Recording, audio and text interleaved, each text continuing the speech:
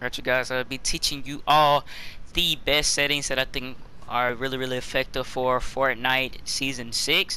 Of course, this is more towards the claw users, but if you play standard, I advise you to try these settings out as well, as I feel as though it will really help you. Now, reason the reason why I have the brightness at 95% is simply because I feel like, you know, with the 95% brightness color mode off with a color balance shift of 6, it really effectively helps, you know, where it comes to being able to see through the pink storm, and it's really effective instead of using the tier, you know. I always have show FPS on to see what FPS you're on, just to be aware, and you could copy all these settings. The main thing that I want to talk about, disable pre-edit option. It just came out this season. Please turn this on because it will help with blueprint editing a lot. Once I turned this on, I was able to triple edit because blueprint editing makes you edit faster and further away from different tiles. So having blueprint edit on, having disable pre-edit option on will make you be able to blueprint a lot faster. Personally, I play with confirm edit on release off because I don't really see the point in it. And these are the rest of the tips here. Of course, if you want lower FPS, I say replay modes, you can turn them on or off. I have mine on though, just because I simply want to see, you know, when I'm inside my game, you know, I need to look at the different mistakes that I made after my games. You could have large team replays on and also creative replay modes on if you do fleet type edits. All of this should be on except for the creative runtime performance stats. Your HUD scale, it doesn't really matter. And now we're on to the settings. Now personally, since I play claw, I play right hand claw, I play all the lower sensitivity.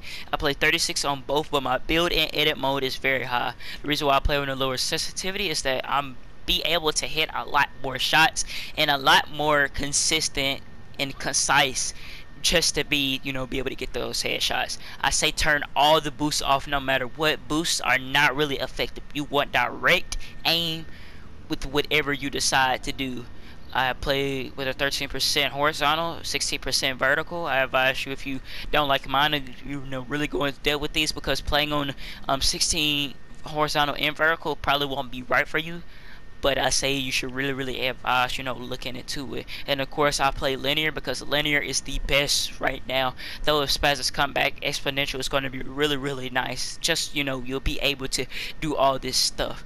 Now for me, dead zone just depends based on the stick drift. I have very low stick drift, as you see. Of course it wants to show the stick drift now, but I have very little stick drift, and that's why I decide that it would be better if, you know, I have this stick drift here. So of course I play on a really low one. I advise that you play on low dead zone, just because you'll be able to hit more consistent shots. And I don't play foot controls, but I know a lot of creative warriors who play foot controls because Flea made a video on that. If you do play foot controls, I advise you to keep it on. Now of course, none of these settings really matter. I play with 3D headphones and no visual sound effects because since I'm a competitive player, once I see 3D sound effects on, it lowers my FPS, so I don't play with that at all. Now we're going to go on and get to my binds. So again, I play claws, so these are all the binds that I use for combat control, build control, edit control, and there's no point in really having ability control. But yeah, this is the sensitivity that I use to make me the great player that I am.